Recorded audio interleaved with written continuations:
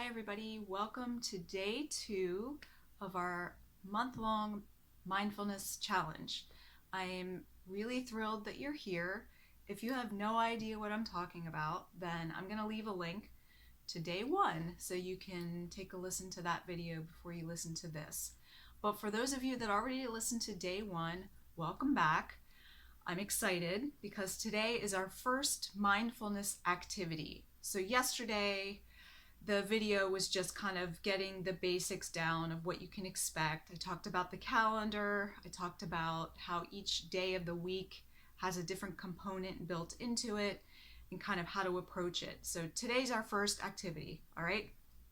So something I'm going to mention the entire month, and I'm really going to try to drive this home, is you don't really have to be doing anything special or sitting and doing meditation 2 hours a day or special breathing to bring mindfulness into your life right now. Now, there's a place for meditation, and we'll absolutely talk about that.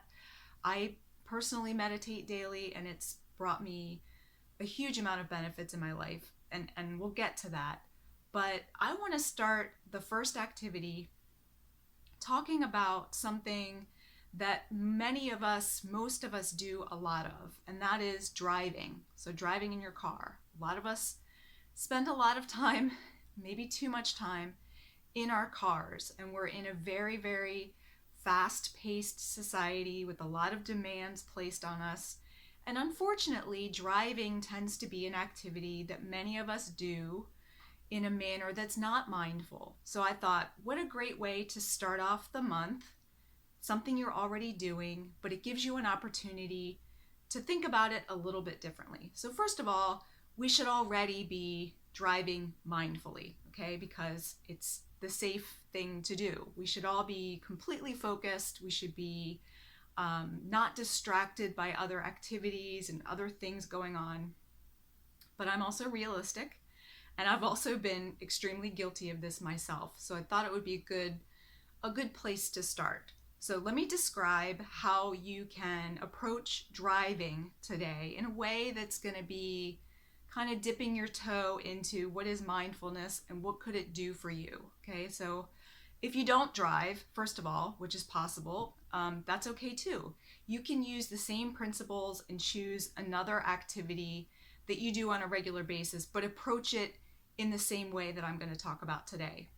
And I'd also like to add, I'm going to try as much as I can as we go through each activity this month to think of ways and describe ways that you can include your children, if you have children or if you spend time with children, because a lot of these things can be modified in a way to get your kids involved too. So you're going to get in your car today, whether it's this morning or later in the day, doesn't matter. Maybe you're commuting to work, taking your kids to camp, going to the store, it doesn't really matter. I want you to just think about what you're doing and notice things around you. So it can be as simple as opening up the car door and getting into the car seat and putting on your seatbelt, putting your hands on the steering wheel, getting yourself adjusted. Maybe you have kids that you need to help get situated in the back seat. Whatever it is, I want you to just notice it. I'm guessing if you're like most of us, you do these things and you don't think about it. You get in, maybe you have your cell phone in your hand, maybe you're carrying a heavy load, you're doing multiple tasks. Try to slow it down. And I don't mean that you need to just take forever and ever to do these things. I just mean think about what you're doing. Notice the sensations. Notice what it feels like to pull the seatbelt and click it.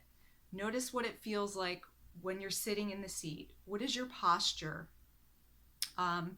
Maybe you decide to not use the radio for one of your trips. If you're somebody that listens to the radio, maybe decide to turn the radio off so you can pay attention to the sounds that are around you, whether it's in your car, maybe it is your car, maybe you've been turning your radio up and you don't hear the sounds that are coming from your car.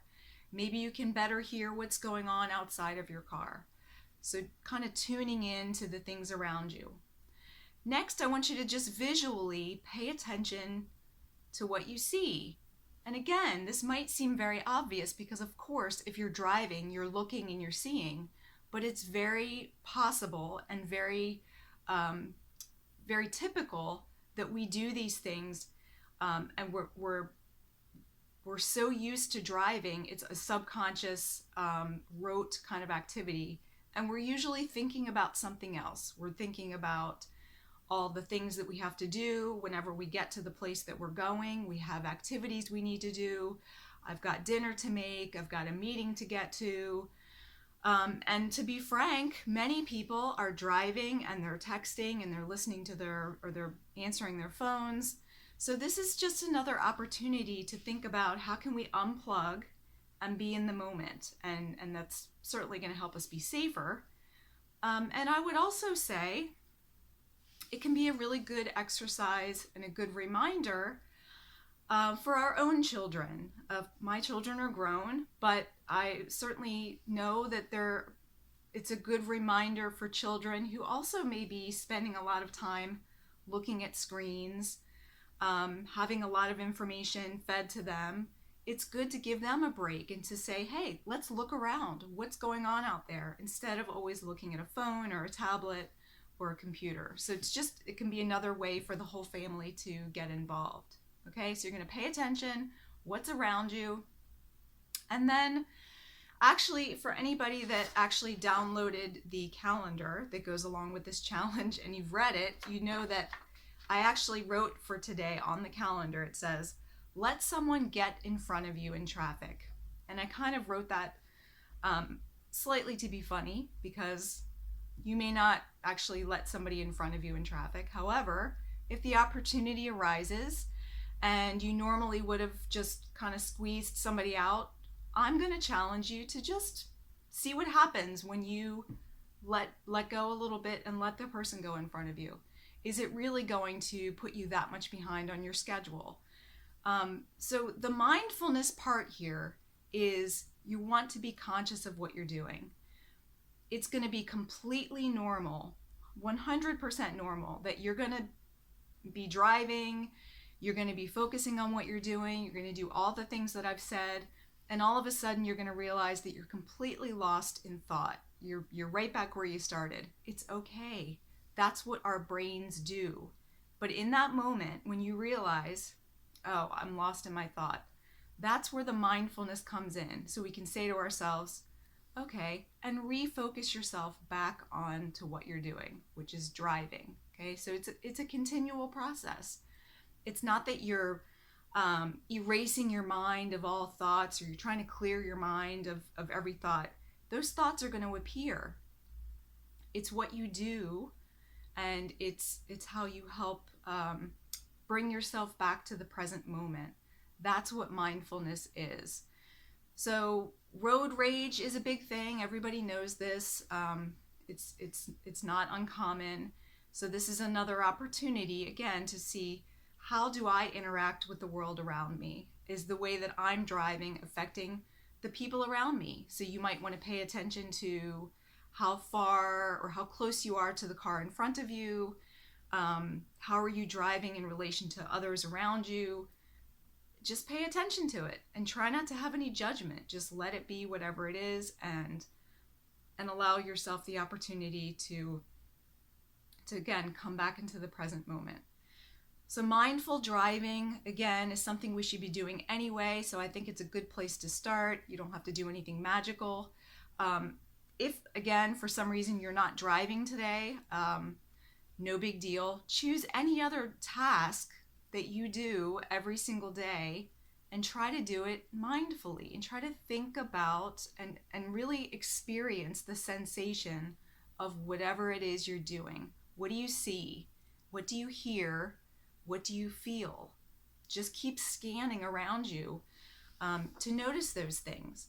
And again, it's not that anything magical necessarily is going to happen, but it's going to help you kind of break out of this. We tend to go on literally on autopilot where we just go about our daily tasks and we're so lost in thought, and many of us, that includes kind of harboring a high level of anxiety about the things that we have to do, this is a way of pulling that back a little bit, okay?